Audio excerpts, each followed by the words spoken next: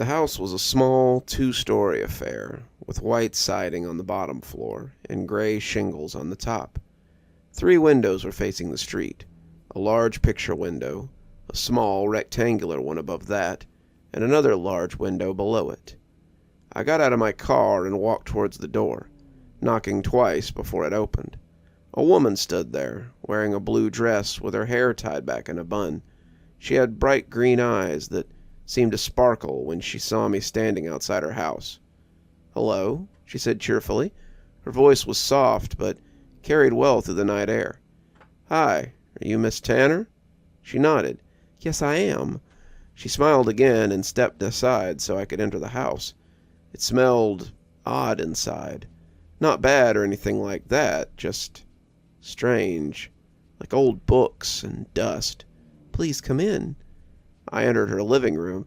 It wasn't much more than a couch and a coffee table, an end table with a lamp on it. That's all I really needed for a place to sleep. The walls were painted yellow, which looked nice against the dark furniture. The carpet was black and covered most of the hardwood floors. There was a small kitchen off to the side of the living room with a sink, a stove, and a fridge. Everything was clean and tidy. "Sorry for the mess," she said, while pointing to some boxes stacked in the corner. "My husband died last year, and I just haven't had the time to get around to moving everything yet." "No problem. I don't mind sleeping in a bit of mess." She chuckled. "Well, if you want to put your things away, feel free. Just make sure not to take too long, since I have to leave in a few hours." "Okay, thank you." "You're welcome. I'll be right back." She disappeared down a hallway. As I looked around the room, I noticed something else odd about the house. The walls weren't straight. They bulged outward here and there like they'd been pushed from the inside out by someone, pushing their way through them. It was subtle enough that it didn't bother me at first, but as I looked closer, I realized that it wasn't just the walls. Every single surface in the entire house had these little imperfections, including the ceiling and the floor. I heard footsteps coming down the hall and turned to see Miss Tanner returning with 2 glasses filled with water. She handed me one and took a seat on the couch across from me. "So, what brings you out this way?" she asked as she sipped her drink. "I'm looking for a friend of mine. He went missing in the area about a month ago." "Oh, that's dreadful. What happened?" "He just vanished." I paused as I thought about how to explain. "He was staying in an abandoned hotel nearby and never came back. We think he might have gotten lost in the woods." She shook her head sadly. "That's awful. Is there any chance he survived? Maybe ran away somewhere?" "I don't know. I hope so." She sighed heavily and leaned back on the couch. "I'm sorry. I wish I could help you find him." We sat quietly for a few moments before she spoke up again. "I don't mean to pry, but are you sure he isn't still alive? Maybe he's hiding somewhere or something." "Well, maybe," I said hesitantly. "Do you have any idea where he might have gone?" "I'm not sure, but I have a hunch." She laughed softly and shook her head. "Well, let me know if you hear anything about him. I'll keep my ears open as well." "Thanks. I better get some sleep now," I said, standing up from the couch. "Of course. I'll show you to your room." I downed the glass of water and placed it on the table. Even that seemed crooked. "Thanks again for letting me stay here." "You're more than welcome. Please feel free to use anything in the kitchen if you need anything." "I will." I followed her down the hallway to a staircase leading to the 2nd floor. At the top of those stairs was another hallway that led to 3 doors, one on each side and one at the end. She pointed to the door on the left. "That one's yours. No one else is staying this weekend, so other doors will be locked." She opened the door to my room and flicked a light switch. There was a dresser opposite the bed with a window above it, and a small bed with a nightstand next to it. The wall behind the bed was covered in posters of famous horror movies, slasher flicks mostly. "This should be all set up for you." She motioned towards the bed. "Make yourself comfortable. My room is on the 3rd floor if you need anything." "Thank you. I'll keep that in mind." She walked over to the door at the end of the hall and closed it behind her before disappearing into her own room. I took a look around my room before lying down on the bed. The sheets were clean and smelled nice. but I couldn't tell whether they'd been washed recently or not. As I got under them, I noticed something strange about them. They felt heavy, like they were weighted down on one side. When I tried to lift them up, they wouldn't budge. I rolled over on my back and pulled at them, but still no give. Something was definitely wrong with this place. I lay there staring at the ceiling for a while before drifting off into a deep but restless sleep. I woke up sometime later to a knocking on the other side of my door. I sat up and rubbed my eyes before standing up from the bed. "Who is it?" I called out, walking over to the door. There was no answer. I unlocked the door and cracked it open. It was dark outside, but the moon was bright enough that I could see everything clearly. I stepped out into the hallway and saw nothing except darkness. "Hello?" I called again, but once again there was no response. "Is someone there?" I asked as I turned around slowly. I heard another knock from behind me, and spun around only to catch sight of Miss Tanner standing in the doorway to her room. Her hair had fallen loose from her bun and hung down past her shoulders. She was wearing a white tank top and blue pajama pants with red stripes down them.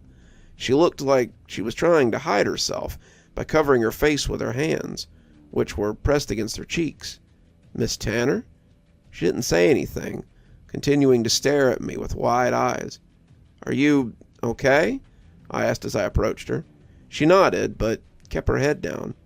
What's happened?" I asked as I reached out to touch her shoulder. She flinched away from my hand and backed up until she hit the wall behind her. Then, without saying a word, she ran down the hallway and disappeared into the shadows. I stood there for several seconds, dumbfounded by what had happened. What the hell had I just witnessed? Was it real? Or was it just one of those dreams or hallucinations brought on by stress or exhaustion? I went back inside my room and locked the door behind me. I grabbed my phone from my pocket and checked the time. It was after midnight. I'd been asleep for hours. I sat on the edge of the bed and stared at the poster of Friday the 13th hanging on the wall above the desk. Why would Miss Tanner act like that? And why would she try to hide from me when I touched her? It made no sense. I sighed heavily and laid back down on the bed. I wanted to go back to sleep, but I knew I couldn't fall asleep now. Not until I figured out what was going on here. Maybe if I waited long enough, she'd come back out and explain herself. I must have fallen asleep eventually, because suddenly I was shaken awake by someone pounding on the door. "Wake up!" I jumped up from the bed and opened the door to find Miss Tanner standing in front of me, with her hands balled into fists at her side. "What's wrong?" "Get dressed. You have to leave right now," she said frantically as she began to pace back and forth. "Why?" "You don't know how dangerous this place is. Get your things and get out, now." "What are you talking about?" She stopped pacing and looked me dead in the eye. "The house is cursed." "What?" "It's haunted. There are spirits in this house." I laughed nervously and shook my head. "There aren't any ghosts here." "Then what do you call that thing you saw earlier tonight?" "I don't know what you're talking about," I lied. Was she talking about herself? "I'm not leaving until I get some answers." "Please, just go. If you stay here much longer, something bad will happen to you, just like your friend." "My friend?" "Just go," she yelled. She started running downstairs. "Wait," I shouted after her, but it was too late. She was already halfway up the steps before she turned around and glared at me. "Tell me what happened." "He died," she said simply. "How?" "They got him." "Who?" "The monsters." I blinked at her and tried to process what she was telling me. "Monsters?" "Yes, the monsters. They came through the walls and they took him away." "Are you insane?" I screamed at her. "There's no such thing as ghosts or monsters." She frowned at me and shook her head. "There are more things than just that." Then she pointed to the floor below us. "You need to leave right now before they come for you next." "I can't leave. My friend might be here somewhere. He could still be alive." She let out a frustrated sigh and walked over to the window. She pushed aside the curtains and looked outside. The moon was bright enough that I could see everything clearly. I followed her gaze out the window and saw nothing except for darkness. She pulled open the window and leaned out into the night air. "He's leaving," she called out into the darkness. I heard a low growl coming from what sounded like inside the walls. Miss Tanner slowly backed away from the window. Then, without warning, she fell backwards onto the ground. Her body hit the floor with a sickening crunch and didn't move again. I stood there, staring at Miss Tanner's broken form lying on the floor for several seconds, before turning around and sprinting down the stairs. The whole house began to creak and moan, and it appeared as if the walls were closing in on me. I ran past the kitchen and the living room, both of which appeared to be untouched, and headed towards the front door. The only light came from the moon shining through the windows of the hallway. As I approached the exit, I felt something grab hold of my shoulder and pull me back. I spun around quickly to see a figure standing in the shadows behind me. It was tall and thin, with oily skin and long black hair. Its face was covered by a mask made of human bones. I struggled against its grip, but couldn't break free. The walls looked as if they were melting, and more human bone-masked faces were emerging from all around me, surrounding me on all sides and closing in on me until I couldn't breathe. I reached out to touch one of them, but only grabbed hold of empty air. Then suddenly, I was dragged back through the walls, felt myself descending into that pitch-black abyss beneath me. I woke up gasping for breath and sat right up in bed.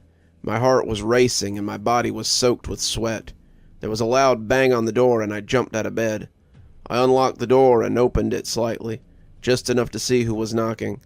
But when I did, I wasn't surprised to see Mrs. Tanner standing there with her hands balled into fists at her side. "Get dressed. You have to leave right now."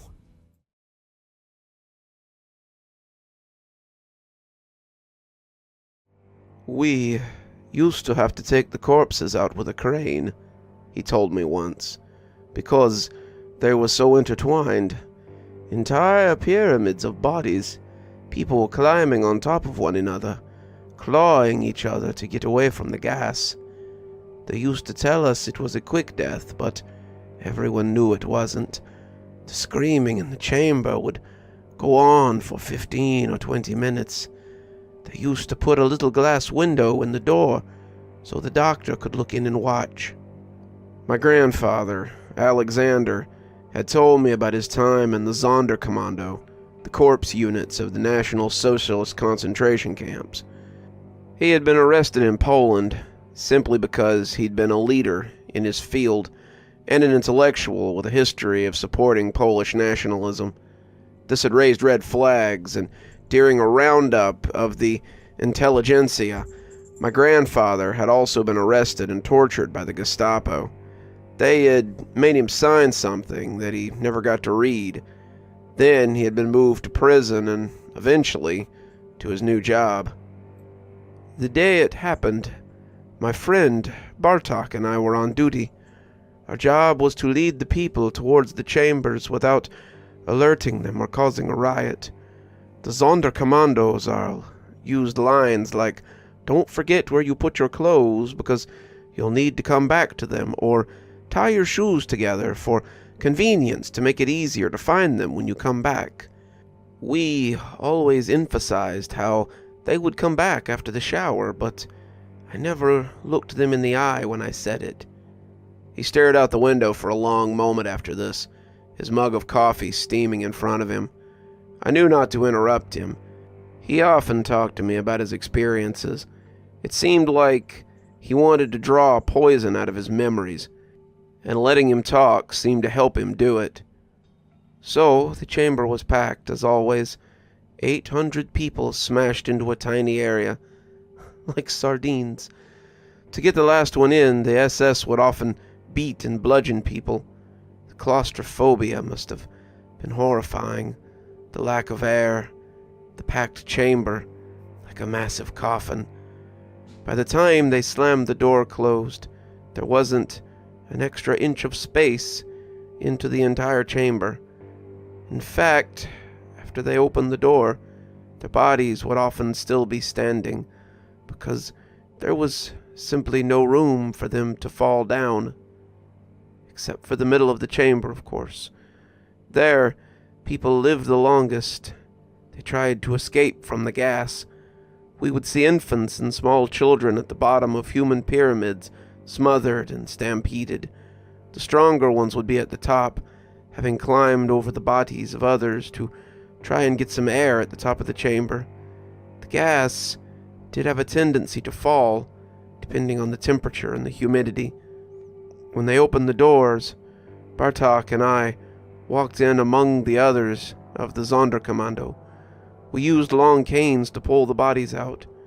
At first, the Sonderkommando would treat the bodies with respect, but after tens of thousands of bodies, we just started throwing them like bags of potatoes. It was our job, after all. He said it with an ironic misery, his eyes getting misty.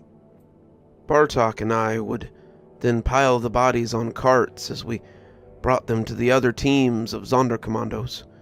One team, which we called the dentists, would rip out the gold teeth so they could melt them down into bars and send them back to Germany. Another would shave all the remaining hair off the corpses. They'd shaved them when they first got there, but any remainder would make the crematorium reek of burning hair. Bartok and I were moving our carts of corpses up the lift elevator when a commotion suddenly broke out in a nearby medical barracks. They called it a medical barracks, but in reality it was mostly a place where doctors experimented on people, where the sick were often given lethal doses of this chemical or that. This also wasn't a quick death, as the person would begin to get agonizing cramps and a burning sensation before devolving into unconsciousness. I had no idea what was going on. At first I thought the SS were trying to prevent a prisoner escape, or maybe someone had already escaped and they were in an uproar. It looked like someone had kicked a hornet's nest.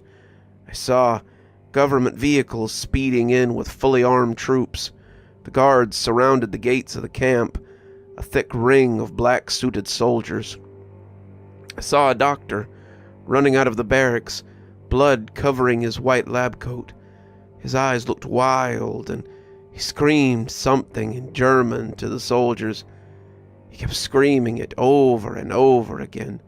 "Die, Wolfen! Die, Wolfen!" he said. Most of the Sonderkommandos, including myself, knew at least a little German. It was, after all, the administrative language of the National Socialist State, and the Germans never deigned to speak to us in our language, unless they were torturing us or trying to get information.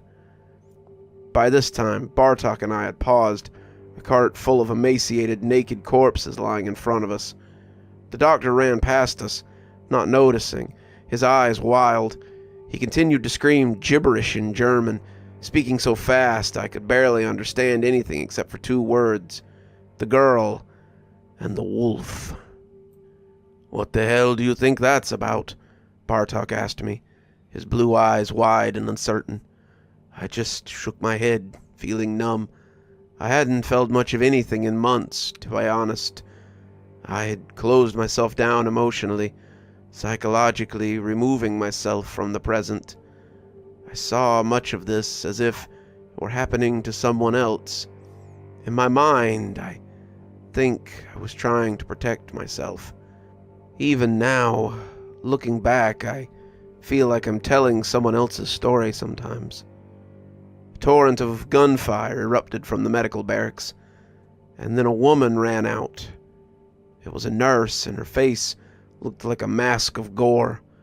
One eye hung limply from its socket, and her entire left cheek was hung down in ribbons, a flap of skin revealing the teeth behind, like some sort of grotesque half-smile. In her remaining eye, I saw mortal terror and fear. Seeing it coming from our captors loosened something inside me. Bartok felt the same way.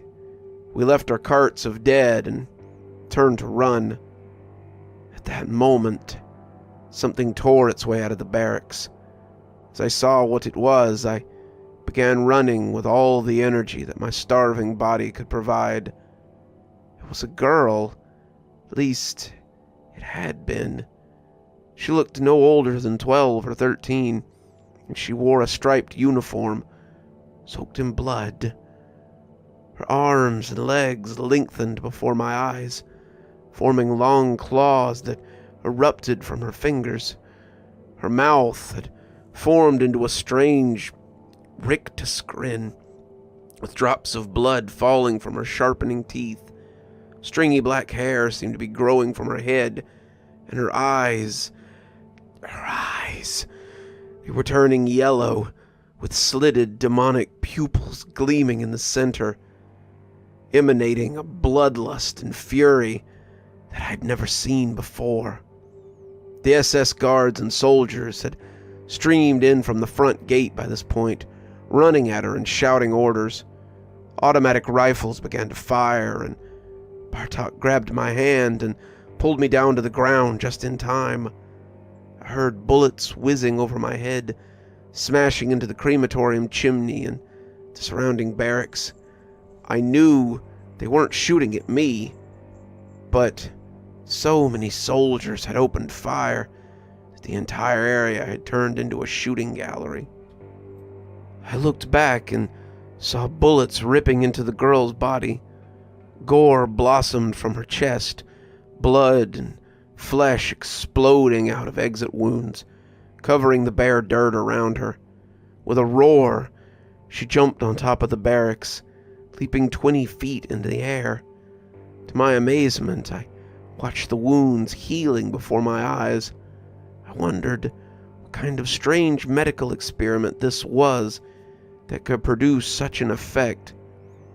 Bartok shook me, saying we had to run, we had to get out, but I just stood there, shell-shocked.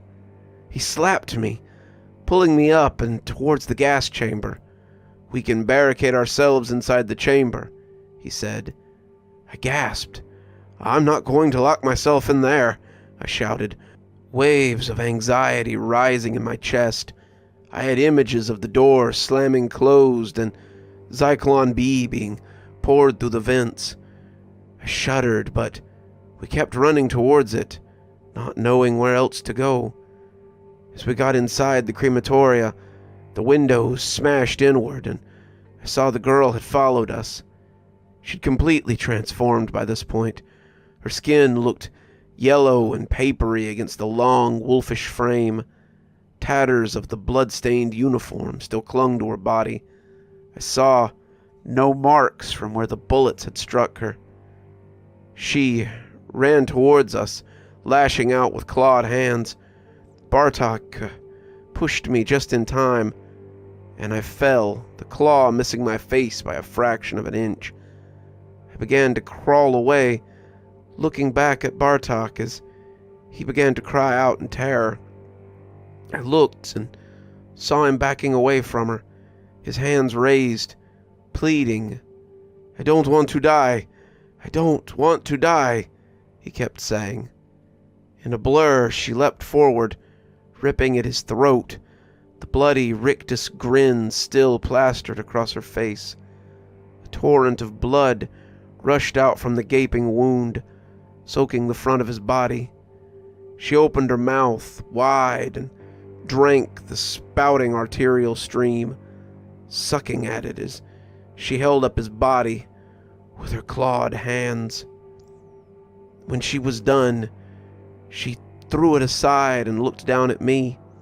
I'd begun to rise, to jump up and run when she tackled me from behind. I felt a searing pain in my back as her claws connected, leaving deep gouges. I felt something sticky and warm flowing down my back, soaking into the rips in my uniform. At that point, a dozen SS men ran in through the front door and began shooting. I was on the floor after she had clawed me, which turned out to be lucky, as the bullets went right over me. Hissing and spitting blood, I turned my head at the last moment to see the girl galloping away from me on all fours, her freakish long arms giving her a lopsided stride. She jumped back through the shattered window she'd come in. The SS men all ran out after her, and I found myself alone with Bartuk's body. I got up and found the rest of the prisoners confined to their barracks with armed guards watching each of the groups. The guards had left the front of the camp in a hurry, and I saw that the gates stood wide open. With blood pouring down my back, I began to creep through the shadows of the camp, checking the watchtowers and the front gates for people. They had all joined in the pursuit or were with the confined prisoners in their barracks, and they had apparently forgotten about a lone Sonderkommando like myself. I finally made my way outside. I didn't see a single other prisoner or guard in the front, but when I looked back, before I left for the final time, I saw the girl leaping over the razor wire fence as countless soldiers pursued her. Good for you, I said to myself. Good for you.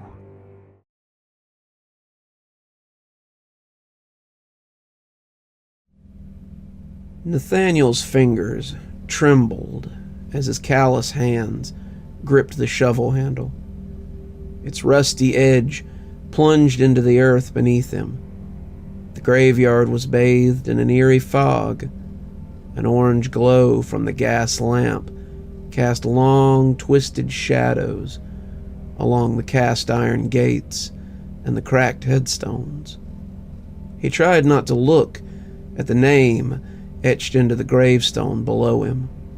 Eliza Wilkins, beloved wife.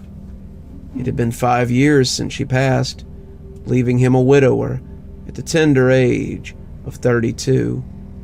The pain still felt like a gaping, open wound. In her absence, addiction had taken hold.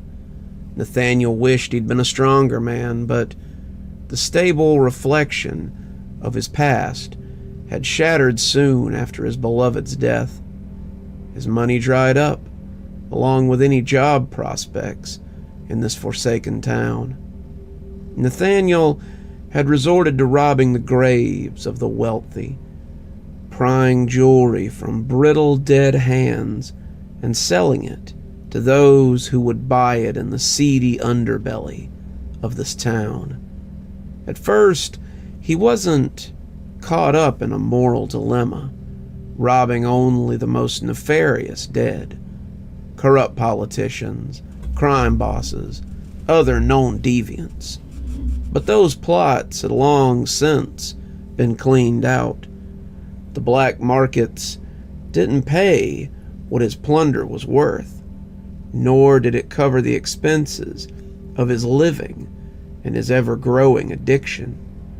Now his shovel scraped against the hollowed ground where his beloved Eliza rested.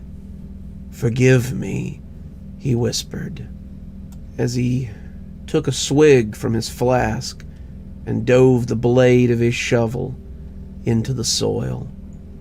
To both his relief and his dismay, the earth was softer than he expected. With haste, he uncovered the top of the casket. It sat, staring at him in the moonlight. The orange glow of the gas lamps flickered off of it and shimmered in the pools of tears that welled in his eyes. Warm streaks formed on his dirt-covered cheeks. The casket lid creaked open with an ominous, rusty groan. Nathaniel's heart pounded, dreading yet yearning to see her face one more time. To his surprise, she was far more intact than he would have ever imagined. What he thought would have been the skeletal remains of his wife's corpse were instead much more preserved, still decayed and mangled from the passage of time, but still very much intact as well. Again, he quenched his thirst from the flask. More tears streamed down his cheeks as he reached down to remove Eliza's wedding ring. The ring he'd bought in what felt like a different life. Something began to move underneath her burial dress. Startled, He pulled his hand back, ready to strike whatever creature emerged from the fabric. A low, gurgling moan left Eliza's lips, and her milky, accusing eyes shot open. Maggots squirmed from the cavities on her face, and her jaw creaked open as her moaning intensified. She sat up and began to twist and contort. Then he heard flesh tearing and saw a gush of black fluid pour from the bottom of her dress. Some abominable spawn slithered from Eliza. It convulsed and unfurled in a burst of grotesque afterbirth. This thing was both human and insectile. It held the shape of an infant, but had more blinking eyes covering the front of its face. Thin, wiggling tendrils fell from its mucousy orifice of a mouth and flopped against the wood of the casket like a fish out of water. Coarse hair, still covered in the vile afterbirth, wiggled and shifted on its skin. All of its eyes darted in different directions, frantically seeming to search for something unseen. Its darting eyes stopped and locked onto Nathaniel all at once. His mouth, agape in horror, quickly filled with several writhing tendrils that fell from the mouth of the infant creature.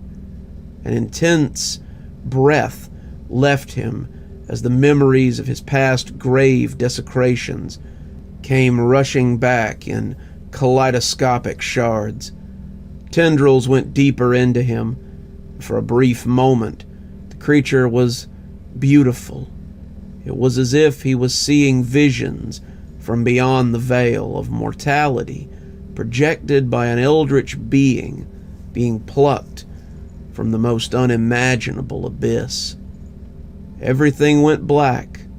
Then again, he was shown a flowing collage of his past defilements, of sacred resting places. Each one of his memories came back all at once, as if he were looking through the many eyes of the creature itself. Nathaniel thought the creature was a blasphemy against the cycle of life and death, as were his many misdeeds. A profound disgust churned within him as he finally understood the full consequences of his actions. He had exploited the hallowed ground for its resources. Each tombstone marked a lifetime of experience, personality, and memories that he had sullied. These resting places were meant to guide those who passed through the ether like the setting sun or the changing of the seasons. What Nathaniel had done was an affront to nature itself, an insult to the natural order of life and death. Guilt washed over him as he realized the torment of the restless spirits he had left in his wake. The tormented souls he'd disturbed were now bound to the mortal plane, lingering, restless. Something snapped inside him. The visions in Nathaniel's mind froze and then shattered like stained glass windows being pelted by stones. He felt the twitching tendrils slide from his throat and out his mouth. As his sight returned, Nathaniel saw finger-sized larvae emerging from the dirt around him. Fat, bloated grubs. They were covered in a green, glowing mucus that mingled with the light of his gas lamp. Eliza was still moaning loudly, and the creature that came from her seemed to be gasping for air. Many more larvae began to fall from the dirt walls all around him, piling in and all around the casket. They reeked of decay, and Nathaniel almost choked on his vomit. He watched in revulsion and fascination as they began to burrow into Eliza. They became a blanket of undulating flesh, writhing in the gloom of the moonlight and the gas lamps, and soon they would be upon him. Nathaniel quickly grabbed onto the dangling roots and used protruding stones as footholds as he climbed from the grave. Some of the larvae had attached themselves to his dirt-covered pants, and he flailed his legs violently as he pulled himself out of the hole. Horror gripped him, but he also battled with the lingering guilt of the visions he had been shown.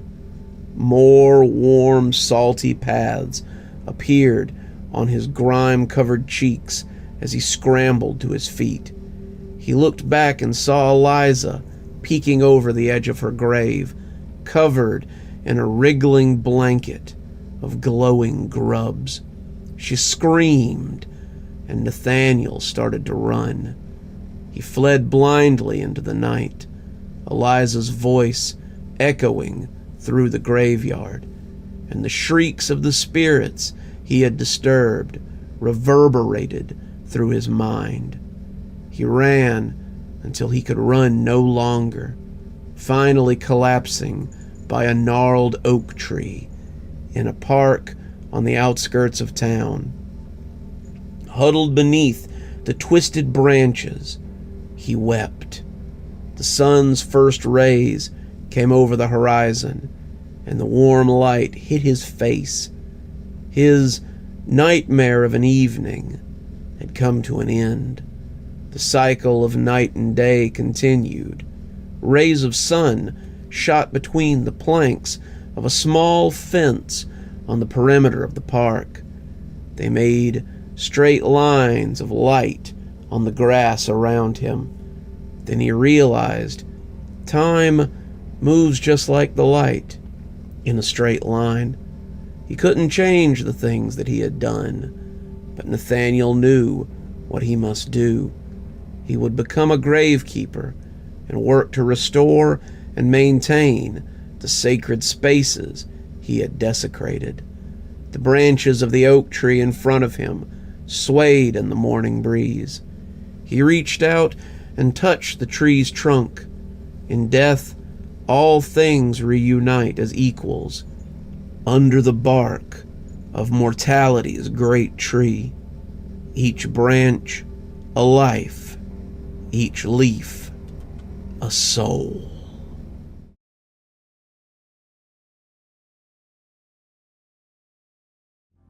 I lived in this house for 23 years. Just like the past 8,000 nights, as I was going to bed, I reached out to turn off the light switch on the stairwell, the one right at the top of the stairs on the left-hand side as I went up. Except it wasn't there. I stopped and looked down. My hand was pressed against the blank wall. I turned around and saw the switch on the other side of the stairwell. Had the switch always been on that side? It had been so long, I'd never really paid attention to where exactly the light switch was. It was pure muscle memory. Reach out, turn off the light, go into the bedroom. I looked down. Oh, I was holding a freshly laundered sheet and pillowcase in my left hand. That stopped me from turning off the light. Instead of switching hands, my muscle memory just told my brain, hey, go ahead and turn off the light with your other hand. Silly brain. There was nothing wrong. I opened the door to my bedroom and started pulling the fitted sheet over the mattress. I pulled the cloth straight, straightening out the wrinkles, neatly tucking the corners underneath. I repeated it 4 times, then, with a sigh, I got up and went to the bathroom. I reached to flip the lights on. Blank wall. What the... I extended my other arm after a second of fumbling. My fingers found the switch and flipped it on. I scowled at myself in the mirror, at the reflection of my bony hand frozen over the light switch. I'm Pretty sure that light switch was on the other side, next to the towel rack. Not there. I walked over to the counter and pulled the bobby pins out of my hair. Then I pulled it up into a ponytail, securing it with a green nylon hair tie, and reached down to the drawer to pull out my toothpaste. Except my fingers grabbed empty air. I looked down to find the drawer pulled a few inches lower than I expected it to be. Geez, what's wrong with me today? I muttered under my breath. I grabbed my toothpaste out of the drawer and squirted it onto my toothbrush, furiously brushing my teeth. I bent over the sink and cupped my hand, filling them with water, and sucked it up, swishing and spit it out. Straightening back up, over my shoulder in the mirror, the fitted sheet sat bunched up on top of the mattress. My heart dropped. I definitely put that sheet on. Then I frowned. Did I? Or did I just think about doing it? I turned around, staring at the bunched up fabric, the cute little green polka dot dress, distorted with wrinkles.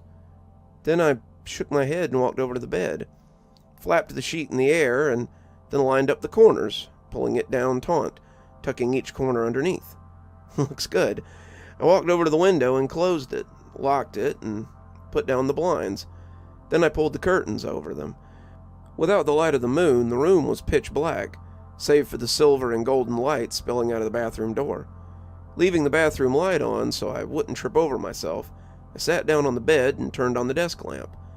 I pulled my Kindle off the nightstand and opened the novel I'd been reading. Some dramedy about two very different women switching bodies. I read for several minutes, but something caught my eye. The mirror. In the full-length mirror across the bed, I could see my reflection, blankets cozily wrapped around me, cup of water on the nightstand, Kindle in hand. Except something was terribly, horribly wrong. My hair was down. No, I put my hair up in a ponytail. In the bathroom, I was sure of it. Otherwise, I wouldn't have gotten my hair wet in the sink when I brushed my teeth. Unless maybe I absent-mindedly put it back down while I was reading. The neon green hair tie sat on the nightstand. I grabbed it and quickly put my hair back up. Then I stared at the mirror. My reflection stared back, eyes wide. You're just tired. You've had a hell of a day, a hell of a week. The presentation at work, fixing the cracked windows in the basement, all by yourself. I just needed some good sleep. I reached over and turned off the lamp. Darkness enveloped me and felt somehow too dark. Usually there was light from something, even if it was just the blinking white light of my laptop, indicating sleep mode. But this was pure darkness, thick, heavy darkness, like a fog, filling the entire room. Go to sleep. You just need sleep, I told myself. I cuddled up to my pillow, closed my eyes, and began to fall asleep. My eyes shot open. The light. I'd left the light on in the bathroom. Now it was off. I pulled myself out of bed. Hello?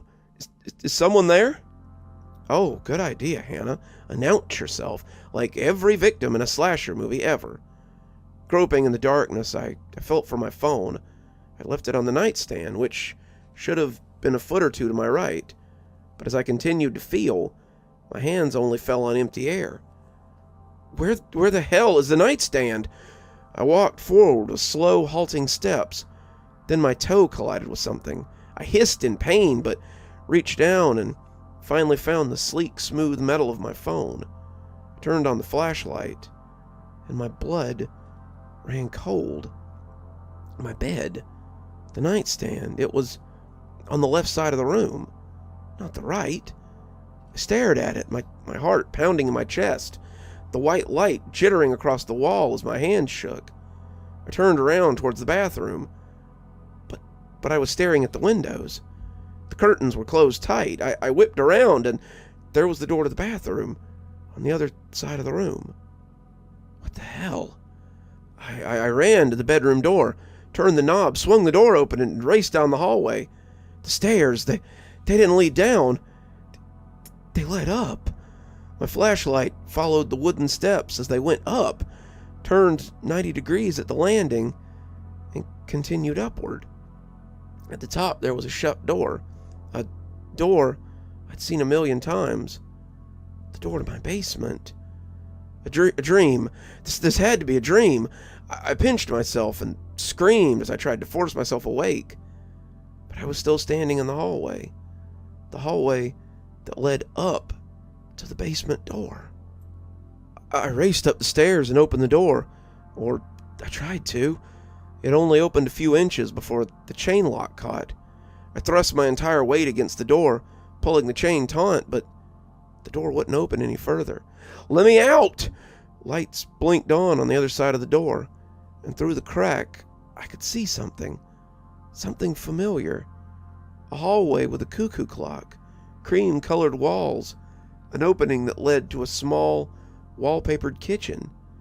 It was my house, and standing in the kitchen was a woman with dark hair pulled back with a neon green ponytail holder. It was me. She held a toolbox and a garbage bag. Something like glass clanked against each other with every step. Then she disappeared around the bend towards the garage. "Help me! Help me!" I screamed. But no one came. I've tried calling the police, tried calling my mom, my friends, anyone. It never goes through, though. It seems like I've got some sort of internet connection, though. I'm not even sure this will be seen, but I hope someone will see it. And I really hope that you can help me.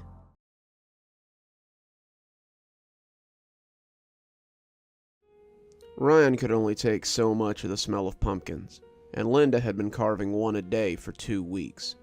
He tried to tell her that the people smashing the pumpkins she bought every day were going to do it as long as she kept putting one out every night. Ryan even joked that it was the people selling her the pumpkins who were destroying them, and were only going to keep doing it as long as she kept buying them. Linda, however, wouldn't take that for an answer. It was a matter of principle for her. She would not be bullied, and would carve a pumpkin every day until Halloween, if that was what it took.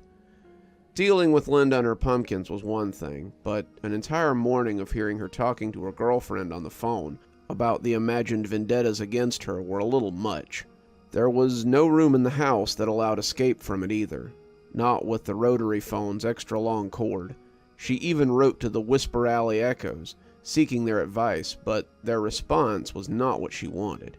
She wanted to be told that she was right, and that someone had a thing against Halloween. Needing a break from the conspiracy, Ryan would go to the garage to tinker with his '87 Mazda 626 Turbo, or keep himself busy with chores outside, mostly mowing the lawn one last time before the snow and winterizing the four-wheeler. The days turned into weeks, and Ryan was surprised just how much a pumpkin a day ended up costing him. What saved Ryan on most of these days was Linda's afternoon jogs around the lake. Since the pumpkins, Ryan only felt like he could be in the house when his wife was gone, and that made him a little sad. Whatever was going on with Linda, it was just a phase. Halloween would be the last time he would have to worry about the pumpkins.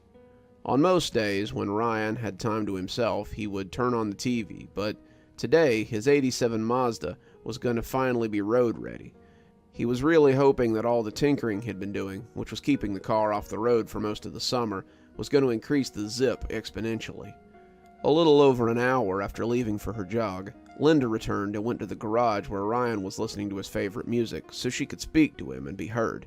She said that she was on her way to take a shower and felt like renting a movie that night after the two of them went out to eat, suggesting Moe's Bar.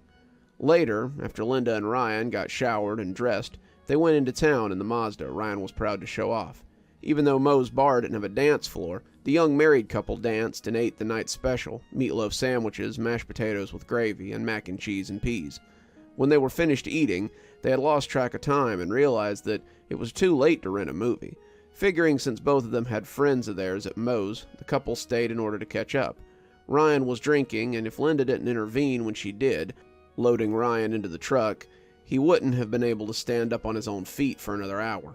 During the drive back to the house, Linda wanted someone to talk to, but Ryan nodded off. In the middle of talking about how she traded shifts and was off the next day, Linda slammed on the brakes, waking Ryan up. "You saw that, right?" Linda shouted, pointing to the end of the driveway. "I wasn't looking.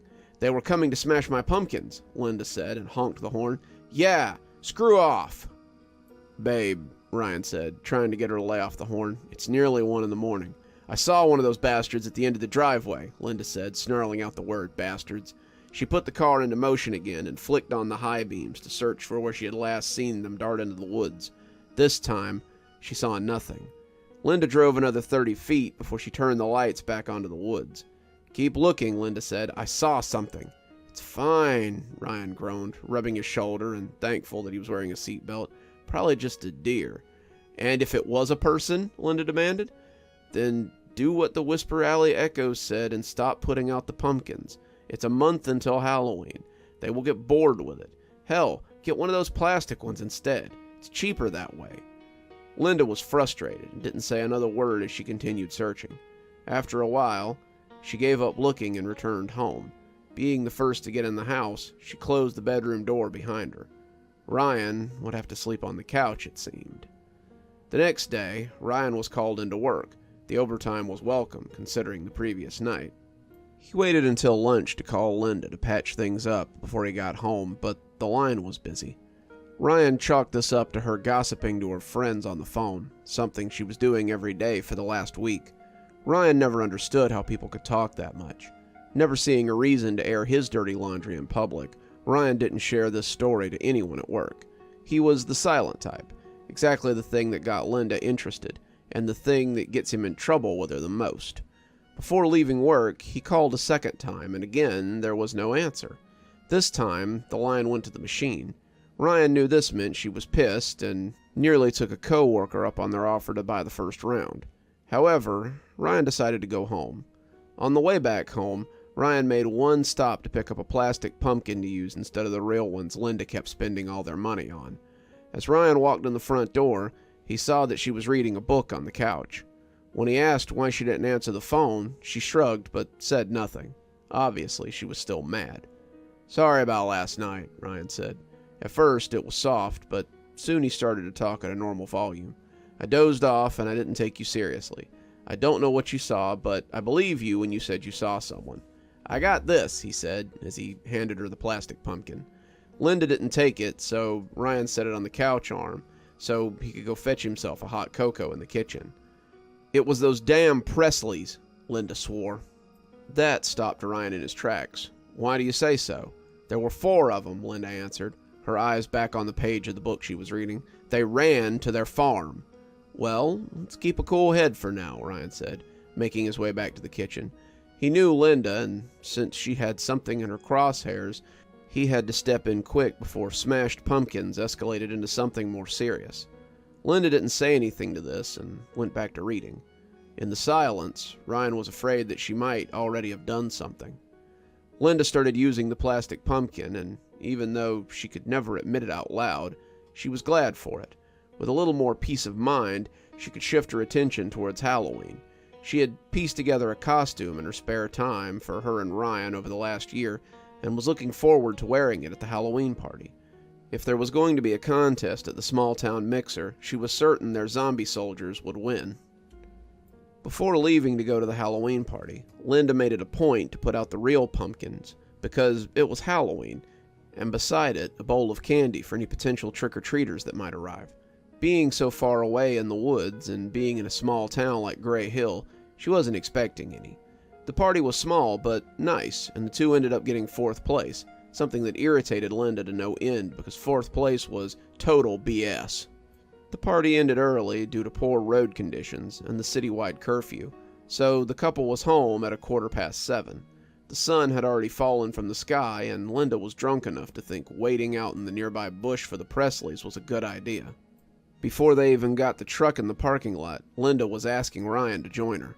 Ryan was also too drunk, just not drunk enough to join his wife, who was more drunk on anger for those who had hurt her favorite holiday. So he declined and went into the house.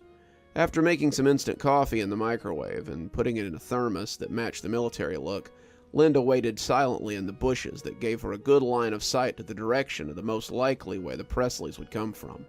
The light was off, but the candle in the jack-o'-lantern was lit and burned like a beacon on her porch in the cloudy night.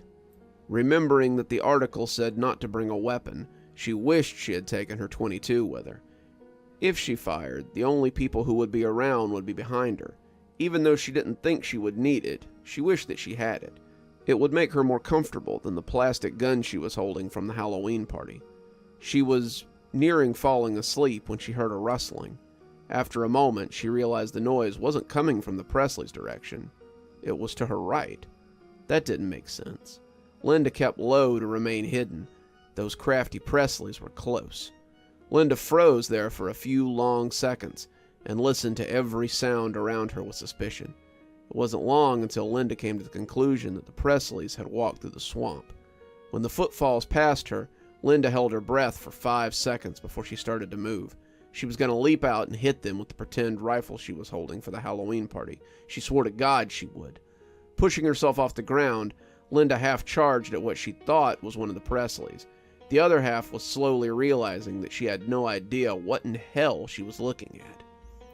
The tall, mangy things were at least 8 feet tall and covered in hair. It dawned on her that she was looking at Bigfoot. Bigfoot wasn't real. Linda kept coming up with reasons why it couldn't be Bigfoot, even though they turned to look at her and she was telling herself that whatever she was looking at had to be a costume. 2 people wore costumes in the swamp on a cold, wet Halloween night.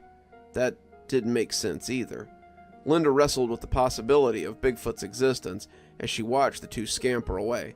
Seeing how large they were, she was amazed they didn't lumber. Dumbstruck, Linda stood there, her mouth agape for a long moment before she decided to just go home. On the way back, she mulled over what she was going to tell everyone, including Ryan. She knew they would think she was crazy if she said anything. There were people in town who said they saw some strange things, and she always thought they were nuts. Making her way up the steps after taking off her boots and jacket, Linda slid into bed, hoping not to wake Ryan, who was fast asleep. She slept awkward, laying there, listening to Ryan snore less than 5 feet away, seeing a secret she would keep to herself for the rest of her life.